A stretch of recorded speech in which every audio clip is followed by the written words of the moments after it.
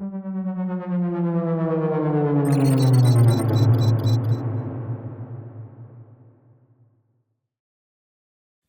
you ever wondered what happens when your prediction changes the future?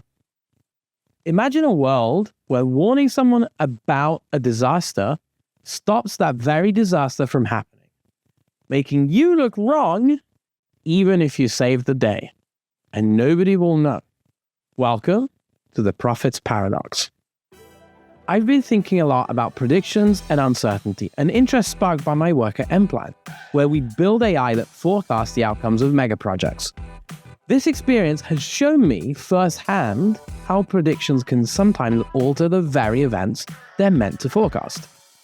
Today, I want to dive into a fascinating paradox. Sometimes it's called the prophet's dilemma, but I extended it and called it the prophet's paradox. Essentially, it's about how making a prediction, especially a negative one, can prompt people to act in ways that prevent the predicted outcome itself.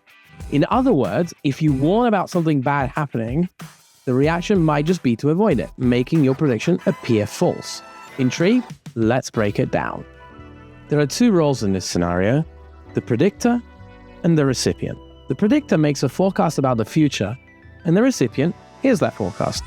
Now, if the predictor announces a negative outcome, say, you're going to fail your exam, what might the recipient do? Instead of accepting this as fate, they might work extra hard to avoid that outcome. This reaction can change the end result.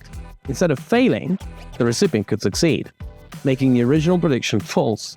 This is the crux of the prophet's paradox. A prediction can only be correct if it's ignored, and even then, only if chance or other factors allow the predicted event to occur. Now let's consider some examples. In finance, if an analyst predicts that a particular stock is doomed to crash, investors might react by selling their shares. Their collective actions might trigger a crash.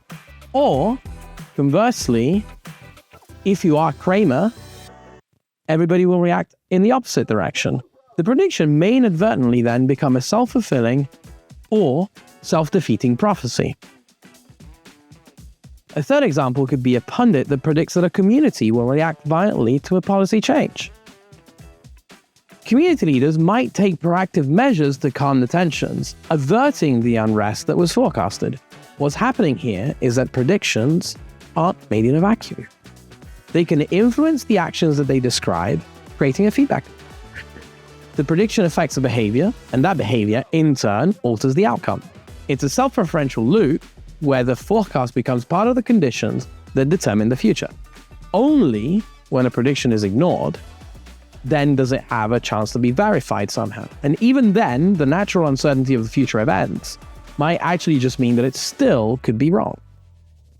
Let's take a step back and consider how we actually measure the accuracy of a prediction.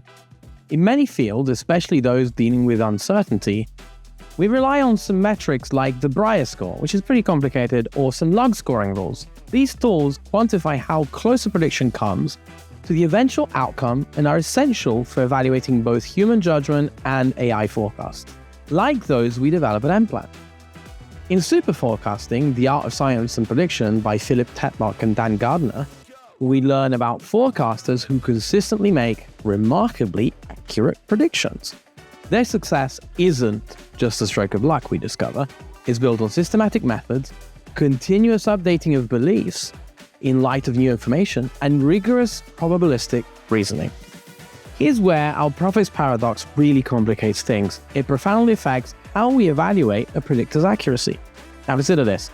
If a predictor consistently warns of negative outcomes, and their warnings prompt actions, the bad events may never occur.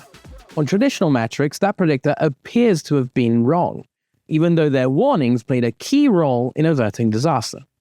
We might call such a predictor a false scaremonger. Their alarm bells help prevent harm, yet they don't get the credit they deserve because nothing bad ultimately happens. On the other hand, if a predictor's forecasts are ignored, and they predicted events that eventually do occur, they seem infallible, a true record of accuracy. This is the phenomenon of the false prophet, someone who appears to always make good calls because their predictions aren't acted upon or are acted upon in a way that makes them always true. In both cases, the standard metrics like scoring rules can be misleading. They might favor predictors whose forecasts are ignored over those who actively help prevent negative outcomes. The prophet's paradox, therefore, creates an accuracy problem that challenges how we reward and learn from predictions in dynamic, human-influenced systems. This is all about humans, remember. The prophet's forecast forces us to rethink how we view our own forecasts. In everyday life, in economics, or even in policymaking, our predictions can have unintended effects. It challenges the idea that a prediction is simply an objective statement about the future.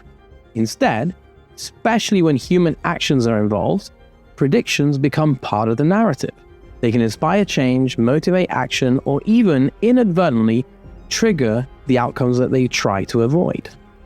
The takeaway: predicting human behavior is inherently tricky because our forecasts can change the game.